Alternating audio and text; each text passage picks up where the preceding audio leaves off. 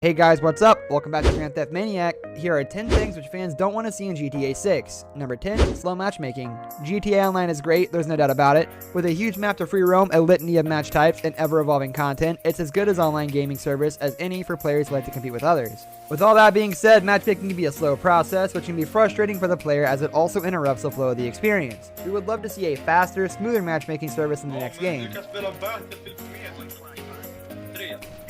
Den där flashen, Victor. Mina ögon gråter och svider. Number 9, a heist-heavy story. Okay, relax. Let me explain before you get out the pitchforks. Heists have made for some of the best missions in GTA history. Going back to the job in Vice City, the build-up is almost always fantastic, the execution is epic, and is usually a landmark moment in the game. Some of the heists in GTA 5 were great, but there were one too many, and the fact that the story was built around them slightly weakened their impact with each job you completed. In GTA 6, we hope to scale back the volume and rack up the tension.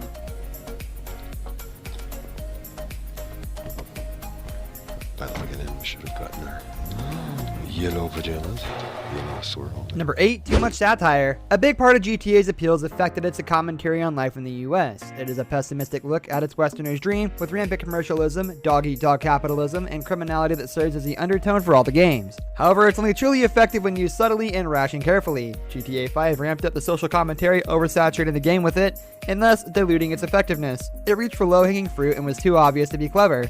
We hope Rockstar tones it down in GTA 6. That story adds meaning to what many see as violent mayhem. It centers it. The game during the tale becomes something special. See, each story focuses on a different... Number 7, Laszlo Jones in the flesh. When we spoke earlier about returning to quality talk radio on GTA games, Laszlo is a prime example of this. His work, particularly in Vice City and GTA 4, was consistently funny and entertaining, and we'd often choose to listen to him ramble instead of the many quality tunes. However, his physical appearance in GTA 5 was indicative of the less subtle, low-hanging fruit grabbing style of the game, and his series ran out of ideas. We want to see him back in the next game, but through the airways where he shines the brightest. Every Rockstar game in 2020, and we know that Leslie Benzies, former president of Rockstar North, left in 2016. So, Number 6, One City. The argument that GTA 5 consisted of the San Andreas landscape with Los Santos in the middle is misleading, as Wayne County was just a relatively bare distraction from the city. The argument that the map is bigger than GTA San Andreas is even more so, as it takes geographical peaks at below sea areas into account, neither of which are of nearly as much interest to the player. Titles like San Andreas and Red Dead Redemption 2 set a standard for Rockstar in terms of scale and variety that GTA 5 simply falls short of. Take a look down here, you will see some sort of town, so I guess before we go across the bridge, I'm just going to quickly go into here, but this is actually called San Fierro, and it's the map expansion which so many... Number 5, an emphasis on online play. GTA 5's online mode set a new standard for online play and absolutely demolished all previous online modes in Rockstar games. The free-roaming chaos combined with ever-evolving missions and objectives was addictive and is still as popular today as it was 5 years ago. However, rumors are circulating that due to the success of GTA Online, the next game will either have a more prominent online mode or be completely online. This would be a shame and would alienate GTA diehard fans faithful who fell in love with the series long before it went online. Number 4, current day setting. Okay, listen, if done correctly, then a GTA game set in the present day can be just as good as any other.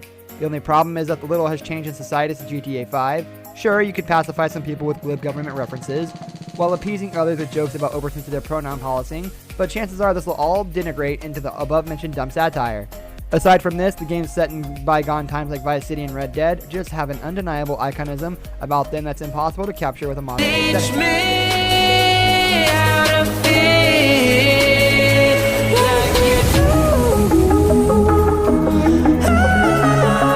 Number 3, a cutscene-heavy game.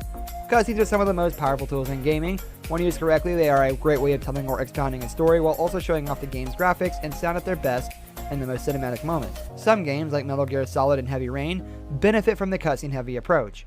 By the same token, too, many cutscenes in sandbox titles like GTA, which occur in an open world in relative real time, interrupt the flow of the game.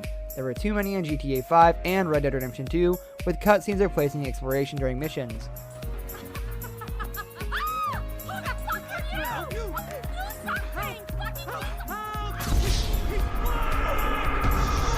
Too bad radio chit-chat. One thing in GTA 5 that took a serious dive into quality was the talk radio stations.